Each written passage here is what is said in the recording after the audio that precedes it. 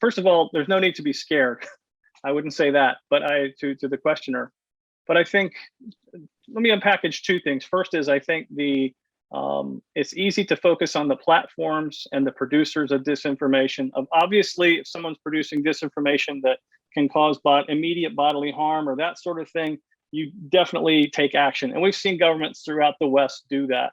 But I think where things are sort of in that gray space in between, obviously you get into questions of freedom of speech and whatnot. And again, I think if the focus is on consumers, if consumers know what they're seeing, if they're getting a steady diet of different sources of information, that definitely makes a difference.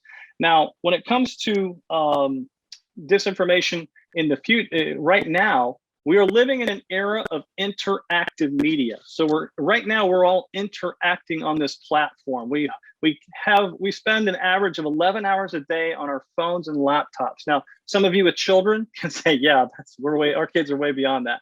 But the average person is on 11 hours a day. We are moving into a future of immersive media in terms of augmented reality, virtual reality. Combined, those are referred to as extended reality.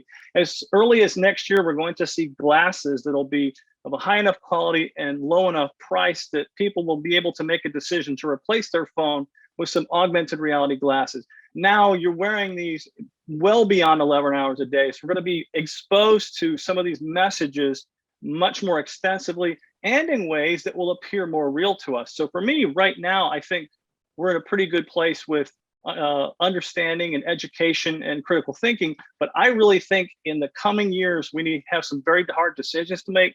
We have to ask our parliamentarians and members of European Parliament to take a hard look at what this world of immersive media will look like. Again, think of the micro-targeting. If I'm wearing glasses that are reading my eye and reading what happened, how long do I look at something, what happens to the movement of the iris of my eye when I respond to something. Think about the micro-targeting data that's available from that and how that can be used to gamify us, to manipulate populations, not only by governments, but malign actors or private actors that just want to sell orange juice, right? So I think these are all hard questions. And I think we need to make sure that we have a trend in the world and mostly, especially democracies, where we sort of allow technological trends to happen. New technological things happen. They happen around us. They make a mess. We say, oh boy, we better figure out what to do about this.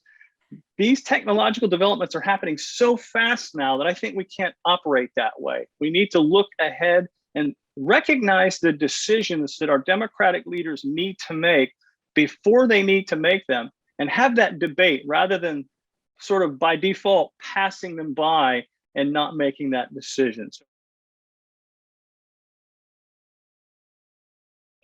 I actually want to start to just say to Martha that you don't have to be afraid of social media. It's a part of our lives, and it's a lot of opportunities there. You just have to be smart online. If we can get anyone out of these fake news holes, well, it's pretty difficult. I've seen families being divided. I've seen workplaces having problem internally with the staff because they have different beliefs.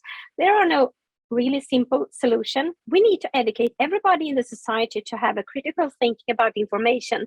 That is a part of the society and actually always been in some way. You can't believe everything. So there's no simple solution to that. But I think talking about disinformation and misinformation, don't forget that, because in many cases, there is a relative that says something that they actually believe in. For example, if you eat carrots, do you see better in the dark? Is it true or false? Or is it just a rumor?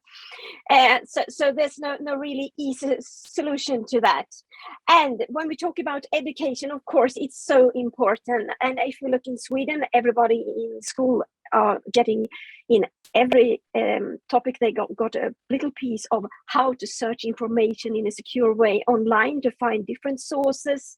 What is a secure source? But we also seen cases where educators actually fooling the students to learn them, where they put up, for example, I don't know if you've seen the case with the octopus that was living in the trees, and they made a case about the poor octopus living in the trees that's almost extinguished from Earth. And they put up several websites, and when the students were doing this research, they actually found these websites and so, well, I found it on several places, so it must be true. So you have to realize that you have to learn a little bit more than find it in two places online.